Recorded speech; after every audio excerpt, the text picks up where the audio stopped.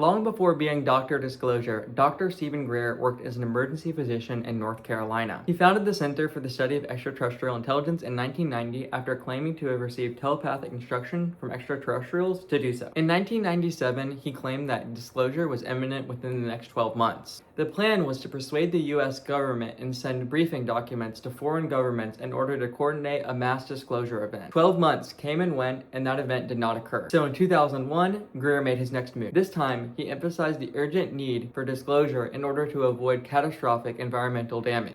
In a 2001 document, associates of SETI warned that if alien technology was not released soon, there would be societal collapse in 2007 or 2008 due to energy shortage. It's an odd picture, a highly intelligent, highly advanced, supposedly benevolent alien civilization whose messages arrive with emotional blackmail. When the emotional blackmail didn't work, Greer put his hopes on President Obama. Greer pinned his hopes on a self-branded outsider who, in his view, would shut down the secret government programs about ET and finally tell the public the truth about their existence. When that didn't happen, Greer made a dramatic shift in his strategy. Greer began to frame disclosure as something that must come from the people, bypassing governmental and political channels. In 2013, he crowdfunded the documentary Sirius, whose tagline, a film of the people, by the people, for the people, marks SETI's pivot from political lobbying to direct civilian disclosure. Greer sees the disclosure movement as having three phases. The first phase was completed upon the completion of the Close Encounters of the Fifth Kind protocol. The CE5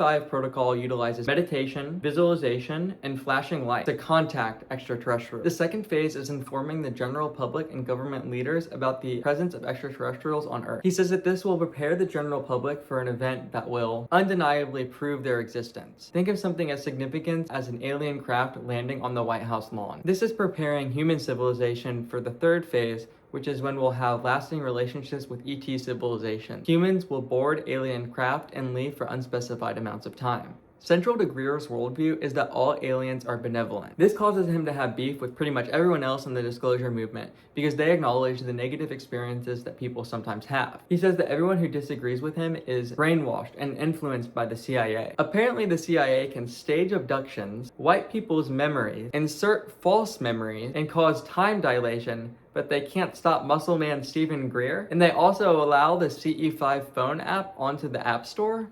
And let's be honest, some of the people that the topics of aliens and conspiracies attract are not always mentally stable. If the CE5 app works, which I have no reason for doubting considering there are plenty of testimonials online of the app working, and the entities contacted during CE5 are spiritual in nature, as I believe, then Greer is essentially introducing pyros to nitroglycerin. Listen to this clip of Ed Dane, who is a remote viewer for the US military, talk about the type of person they would refuse to recruit for their programs because the type of risk that opening spiritual doors open. The individual, another thing that we see, if an individual just cannot get away from, for instance, conspiracy theories, that just conspiracy. We sometimes that is an indication that someone is perhaps a paranoid schizophrenic.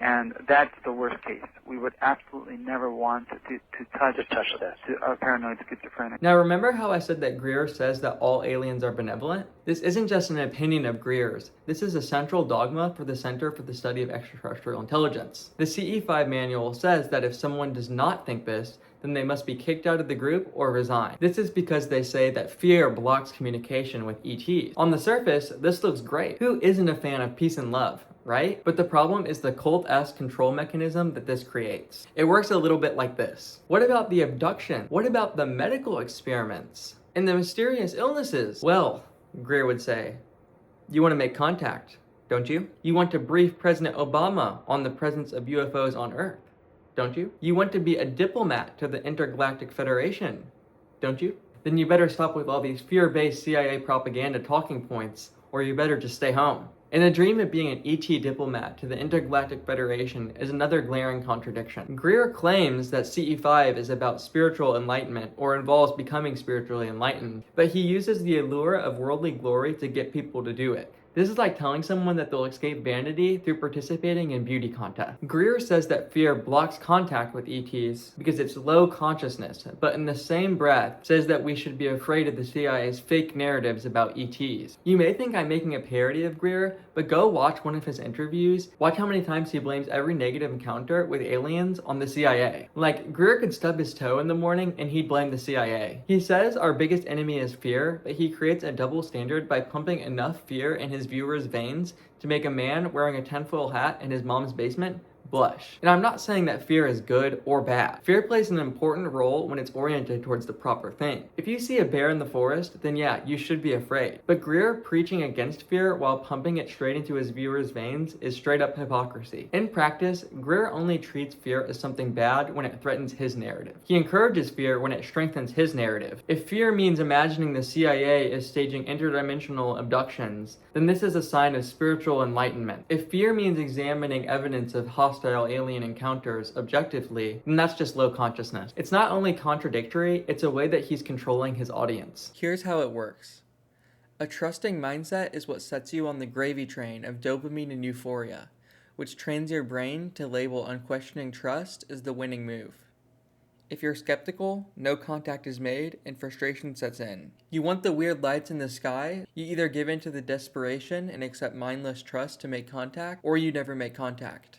He rigs the game to make his audience feel like only his interpretation is psychologically acceptable. And how can he or his audience not see these glaring contradictions? I think the CE5 technique is actually training him not to notice. One of the first things that psychologists discovered is that we gravitate towards things that give us rewards and we go away from things that don't. The father of behavioral psychology, B.F. Skinner, showed that when animals receive rewards on an unpredictable schedule, they become even more driven to repeat the behavior than when the reward is consistent. CE5 follows this pattern precisely. According to Greer, if you keep a positive or non-judgmental attitude towards ETs, they show up. If you show skepticism towards ETs, they don't. Contact doesn't occur each time, but happens unpredictably, reinforcing the need for a non-skeptical attitude. This is classic operant conditioning, and it's dangerous because you end up yielding your reasoning abilities to a foreign entity in exchange for novel stimulus. Pay attention to the power dynamic that he creates between humans and ETs from this quote from the SETI manual.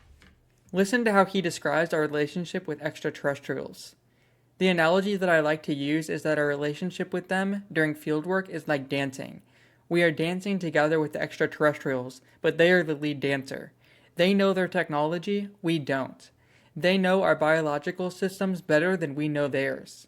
We have to just trust our more experienced ET dance partners to smoothly lead us through the contact ballet that we are both co-creating. This means that the person doing CE5 accepts whatever stimulus they receive at face value. And the insistence that humans are the thing to be feared makes it pretty much impossible for the person doing CE5 to be corrected by anyone. These are obviously cult dynamics. And if you aren't concerned yet, listen to how exorcist Malachi Martin described the dangers of giving your intellect over to a foreign intelligence without having corrective safeguards in place. It never starts suddenly. You don't wake up in the morning and say, gee whiz, I'm possessed. You know, it doesn't happen like that. It's like any addiction. It's like anything that happens slowly. It's bit by bit. Bit by bit, I cede control of my will and my intellect to a demon. And one day, the possession is complete.